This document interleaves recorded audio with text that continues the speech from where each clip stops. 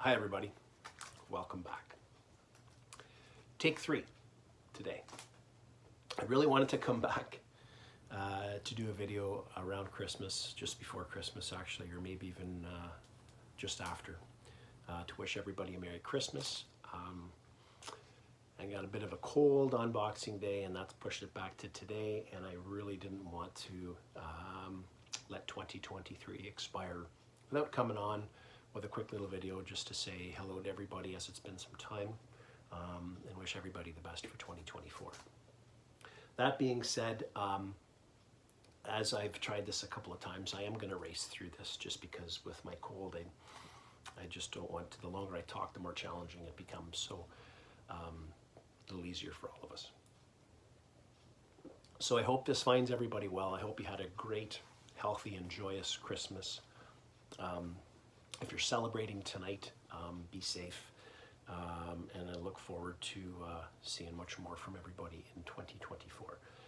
What I've got here is a couple of Christmas releases and some things over the last few months which I would consider to be best reissues of 2023 and some of the best new releases for 2023. So there's not very much, there's maybe 10 records here.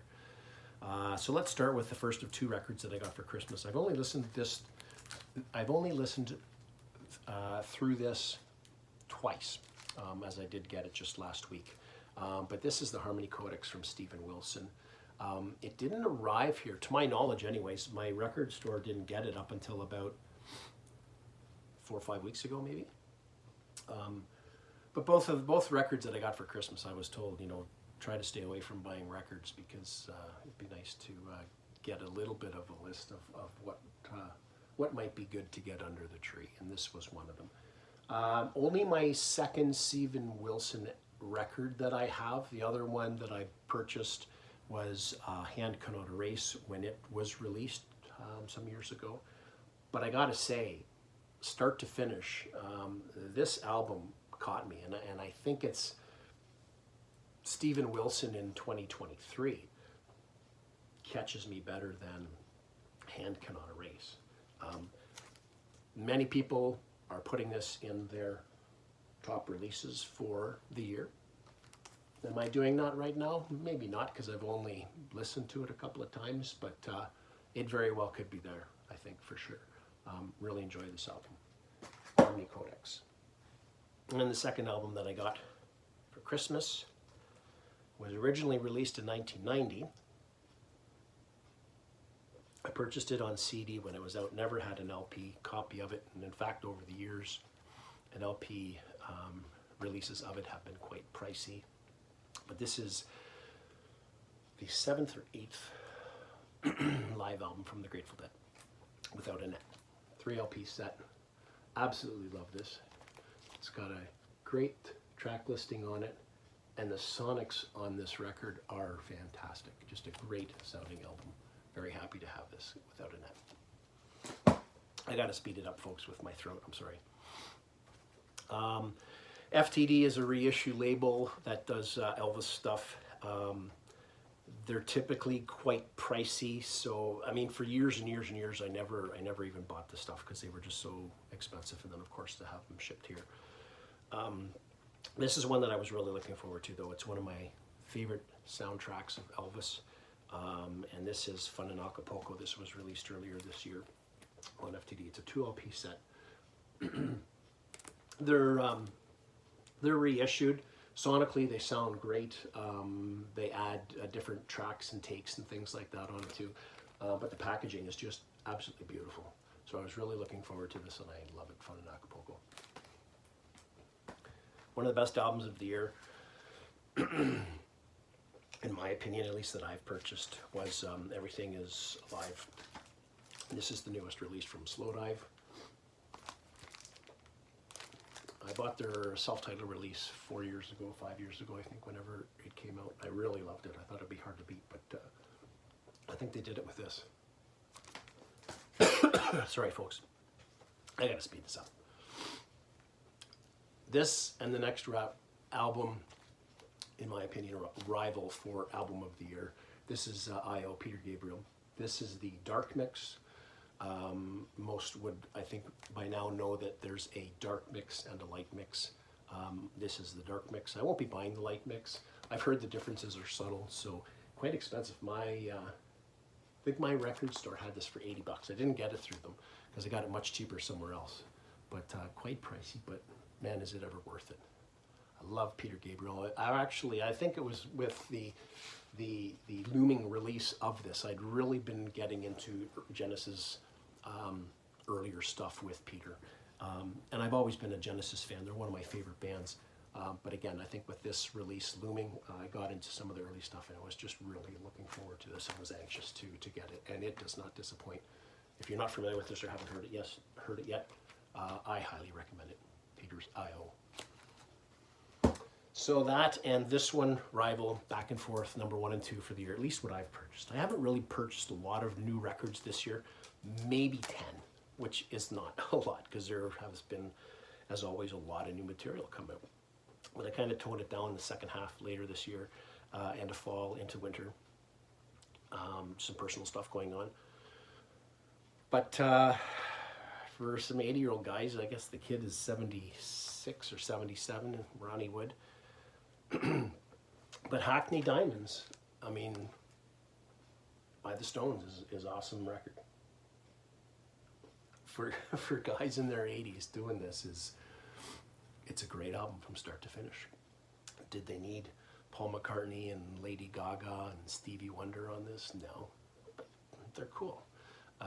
The Stones have been given a lot of flack over the years. You know, their newer releases in the last 25 years, you know, they sound the same and they're too old and, you know, put it to bed, boys. But what else are they going to do? They have all the money in the world. They're doing what they love to do. I'm really happy for Stones fans, and I'm really happy for the Stones themselves for still being able to put out a record that is this great. Cover, meh, don't care. There's a couple of variations. Gatefold again is just Rolling Stones with sort of the jewel sort of reflected font. Nothing really to write home about, which is too bad, but still, the music is excellent. Very happy to have this. Record store day. Black Friday. Unlike in the US, it's not a holiday here in Canada, so I never get to go to Black Friday because I have to book a day of vacation just to go, and I never want to do that. And there's really only one album that caught my attention, my store that I always go to for Record Store Day. I never saw this on their website. I don't think they got it in at all. So I was looking around neighboring towns to see if they had any. And a store that I've been in a few times, which is actually Jamie Cottle's store, Sound Fixation, had a copy. So Trevor, the owner, sent this to me. And this is Bull of the Woods, 13th Floor Elevators. It, of course, is a reissue on International. And an album I've never had. But it was really the only record that I had seen that was coming out, and I was interested in getting a copy of it, as you can see on white vinyl. Interesting to hear anybody else that got this, what the quality's like, because I find the first two tracks, well, the first track on side one especially, seems somewhat muddy. I gave it a good cleaning and it still really didn't seem a thing, so I'm not sure if it's a recording thing or it's just my one copy. Let me know if anybody else is experiencing the same thing. Okay, some reissues. But first, I've got two just kind of older records that I picked up. One's an original, I believe, the other one not so much. But the first one is Ashes Are Burning by Renaissance. Never had this record. This is I think from 1973. This is a Canadian pressing on, can you see it there? Sovereign Capital, orange label. Folk with slight tinge. Excellent condition. Jacket's just beautiful. Never had this album in any format, so I was happy to add that. I think maybe my third Renaissance album now, maybe four. I was really stoked to get this. It's an original 2i Columbia. Time Has Come by the Chambers Brothers. This still had the original shrink on it. Fantastic record. I love the Chambers Brothers. This is my third from them. Maybe regarded arguably as their best album. I just love it. People Get Ready, fantastic version. People Get Ready, that was written I think by Curtis Mayfield. Time Has Come Today, of course, is the big long track on this. Had a ton of FM play, psychedelic stations. Anyways, Chambers Brothers. Okay, the next are just three recent releases that were reissued this year. I'm really excited to get them. The first one, I've been listening to this one the last couple of days. This is Young, Tough, and Terrible. This is a reissue on Brunswick by The Lost Generation. This is soul, funk, excellent stuff. Highly recommend this if you like soul and funk. I can't remember the gentleman's name. Michael 45 hosts somebody where he plays music, and he's got this big massive wall of records behind him, and in the last few weeks played this. I think his was an OG copy, as most of his records are, but I was really impressed, so I sampled this and really enjoyed it. So glad to grab the reissue, which was out in 2023. I learned about this record, never even heard of him. It's a Mr. Bongo reissue. I learned about this album from Fred, Big Star 1000, showed this.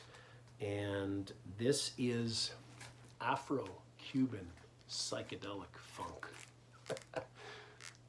And the name of the record is it Yoy? Grupo Las Yoy, Cuban, released again on Mr. Bongo 2023. And this is funky. I mean, does that remind you of Funkadelic or what? I really enjoy this record. And again, this was courtesy of Fred at Big Star 1000 for bringing this to my attention. Reissued this year. Thanks, Fred. Great recommendation. And the last one that I have, I've been waiting for this for years to get on. I haven't even opened it yet. I'm a big fan of this guy. He's one of my favorite artists.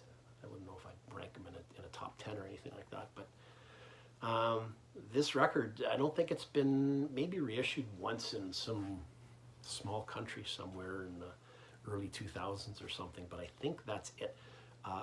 Finding originals of this were just too pricey, and hoping that one day it was going to be released, and it was. This year in 2023, we saw the reissue of one of my favorite Tom Waits albums, Bow Machine. Sorry for the glare, folks. Again, I haven't opened this yet, but yeah, really happy that this finally got a reissue this year. Love Tom Waits, love this record. So this might be one of my first spins of 2024. And that's going to do it. Still under 15, so that's pretty good. Again, folks, thanks for being here and watching. To all my new subscribers, who this may very well be the first video that you've seen, thanks for sticking along. I hope everybody has a wonderful New Year's Eve. If you're going out, if you're staying in, please be safe. And I want to wish you all the very best in 2024. Have a healthy and blessed year. And until we meet again, bye for now. Thanks, folks.